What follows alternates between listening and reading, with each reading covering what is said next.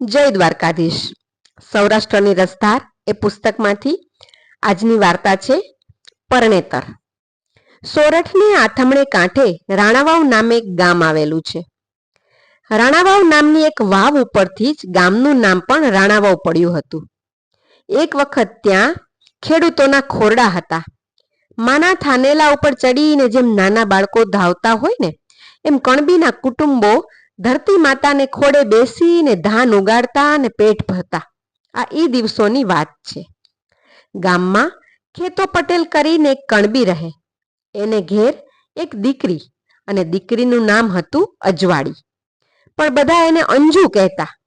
અંજુ મોં મલકાવે તે ઘડીએ ચોમેર અજવાળાના કિરણો ફેલાય. ભડકડે ઉઠીને અંજુ રોજ 10-12 રોટલા ટીપી નાખે. 2 ભેંસોની છાસ ઘમકાવી કાઢે. 4 બળદોનું વાંસીંદું ચપટી વારમાં પતાવીને ફૂલ જેવું આંગણું કરે ને કાંડા કાંડા જેવા એ ભેંસોના આંચળને જ્યારે મુઠ્ઠી વાળીને અંજુ ખેંચતી હોય ને ત્યારે તો એ શું દૂધની શેડો વછૂટે. ઘણાય મહેમાન આવતા ને ખેતાની પાસે અંજુનું માંગું નાખતા.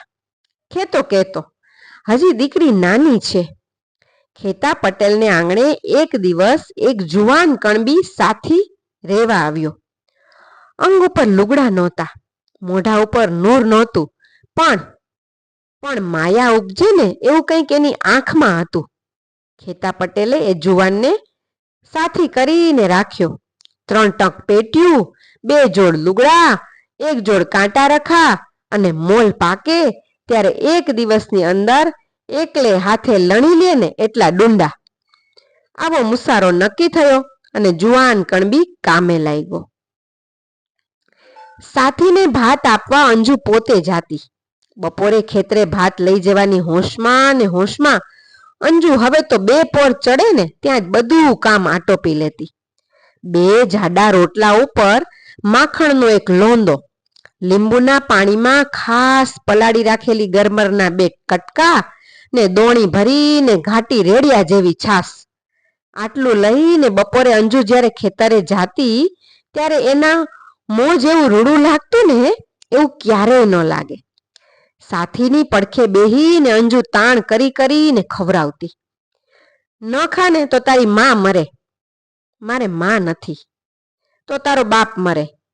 બાપેય નથી. તો તારી બાયડી મરે. લે, બાયડી તો એની માં હજી જણતી હશે. તો જે તારા મનમાં હોય ને ઈ મરે. છેલ્લા સમ સાંભળી છોકરો ફરી વાર અડધો ભૂખ્યો થઈ જતો અને આમ તાણ કરીને ખવડાવતી ને એટલે રોજે રોજ શેર લોહી ચડવા લાગ્યું. એક દિવસ છોકરાએ પૂછ્યું, તું મારા ઉપર આટલી બધી દયા કેમ રાખસ? લે, તું અનાથ છે ને, તાર મા બાપ નથી ને એટલે રાખું છું. એક દિવસ કોસ ચાલતા હતા ત્યારે કિચૂડ અવાજ સાંભળીને અંજુએ પૂછ્યું, મેપા, આ પૈડું ને ગરેડી હું વાતું કરતા હશે? મેપો બોલ્યો, પૈડાને એનો આગલો ભાવ સાંભળે છે. ગરડીને એ કહે છે કે ગરડી બાઈ, ઓલ્યો ભાવ તું હતી પટેલની છોકરી ને હું હતો સાથી. મર રોયા, આવું ફાટસ કે? માકડને મોઢું આવ્યું એમ ને? કેવા દેજે મારા આતાને. કણબીની જ્ઞાતિમાં બાપુજીને આતા કહીને બોલાવતા હોય છે. આવી ગમ્મતો કરતા. એમ કરતા ઉનાળો વીતી ગયો. મેપાએ ખેતર ખેડીને ગાદલા જેવું સુવાળું કરી નાખ્યું. બોરડીનું એક ઝાડું તો શું, પણ ઘાસનું એક તરુંય ન રહેવા દીધું. સાંઠીઓ સુડીને એના હાથમાં ભંભોલા ઉઠ્યા. અંજુ આવીને ભંભોલા ઉપર ફૂંકતી અને મેપાના પગમાંથી કાંટા કાઢતી. ચોમાસું વરસ્યું અને જાણે મેપાનું ભાઈગ વરસ્યું. દોથામાં પણ ના હમાય ને એવા તો જાર બાજરાના ડુંડા નીપડ્યા. બપોરે જ્યારે મેપો મીઠ માંડીને મોલ સામે ટાંપી રહેતો ત્યારે અંજુ પૂછતી, એલા હું જોવે રાખે છે? જોઈ તો રહ્યો છું કે આટલામાંથી ઓણ બાયડી પૈણાશે કે નહીં, પણ તને બાયડી મફત મળે તો હું અનાથ કહેવાઉં ને. લાણીને દિવસે સવાર થયું ને મેપો દાતરડી લઈને ડુંડા ઉપર મંડાયો. 2 પોર થયા ત્યાં તો 3જા ભાગનું ખેતર કોરું ધાકોર કરી નાખ્યું. પટેલે આવીને નજર કરી ત્યાં એની આંખો ફાટી રહી ગઈ. ઘેર જઈને પટેલે પટલાણીને કીધું, નખોદ વાળ્યું, હાંજ પડશે ત્યાં એક ડુંડું પણ આપણા નસીબમાં નહીં રહેવા દે. આખું વરસ આપણે ખાશું શું? અંજુએ એના આટાના નિસાસા સાંભળ્યા. એણે એની સેના સજવા માંડી. આબલાના ભરત ભરેલા હીરવણી ચણિયો, માથે કસુંબલ ચુંદડી, મીંડલા લઈને માથું ઓયડું, હિંગોળ પૂર્યો. ભાત લઈને અંજુ આજ તો વહેલી વહેલી ચાલી નીકળી. ભાતમાં ઘીએ જબોડેલી લાપસી હતી. મેપો ખાવા બેઠો, પણ આજ એનું હૈયું હેઠું નથી બેસતું. અંજુએ ખૂબ વાતો કાઢી, પણ મેપો વાતુએ ન ચડ્યો. ગલેફામાં બે ચાર કોળિયા આડાવડા ભરીને મેપાએ હાથ વીછડી નાખ્યા. ચુંદડીના છેડે એક એલચી બાંધી હતી, તે છોડીને અંજુએ મેપાને મુખવાસ કરાવ્યો. પણ મેપાને આજ એલચીની કિંમત નહોતી. એ ઊભો થઈ ગયો.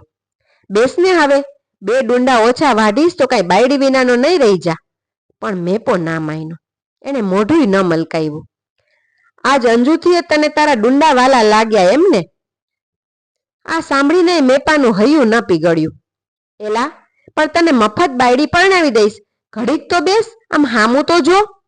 મેપો ઊંધું ઘાલીને મોલ ભણી ચાલવા જાય છે. ઊભો રે, નહીં માને ને તું, એમ કહીને અંજુ દોડી. મેપાના કેડિયામાં ભરાવેલી દાતરડી બરાબર ગળે લટકતી હતી. કાપણી કરનાર માણસો જ્યારે પણ વિસામો ખાય ત્યારે દાતરડી હંમેશા ગરદનના ભાગ ઉપર કેડિયામાં ભરાવે અને હાથો છે એ બહાર લટકતો રાખે. મેપો ઊભો રહ્યો અને સદાને માટે ઊભો રહી ગયો. દાતરડી જરાક ખેંચાતા જ મેપાની ગરદનમાં એ રાણાવાવનું પાણી પીધેલ દાતરડી ઊંડી ઊંડી ઉતરી ગઈ. મેપો જરાક મલકાયો હતો ને એ હાસ્ય એમને મોઢા ઉપર રહી ગયું. મેપાને પરણવું હતું ને મેપો પરણ્યો. એને એ વસ્ત્રે અંજુ મેપાના શબની સાથે ચિતામાં સૂતી.